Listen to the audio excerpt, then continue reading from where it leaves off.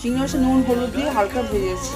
এই যে পেঁয়াজটা ভাজছি আমি, আদা রসুন টমেটো বেটেছি, লঙ্কা, আদা রসুন টমেটো লঙ্কা বাটাটা দিয়ে দিলাম, ধনে জিরে নুন হলুদ আর কাশ্মীরি লঙ্কা দিলাম কালারের জন্য, কাঁচা লঙ্কা বাটা দিয়েছি আমি, মশলাগুলো দিয়ে দিলাম, মশলাটা ভালো করে ভেজে নেবো।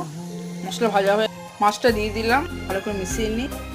নারকেলের দুধটা দেবো, নারকেলের দুধটা দিলাম, গ্যাসটা আমি আস্তে করে দিয়েছি।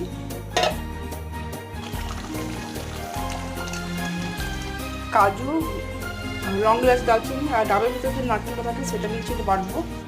বাটাটা দিয়ে দিলাম বাটাটা, চিনি দিলাম, ডাবে চিংড়িটা ভরবো, ভরে নিয়েছি।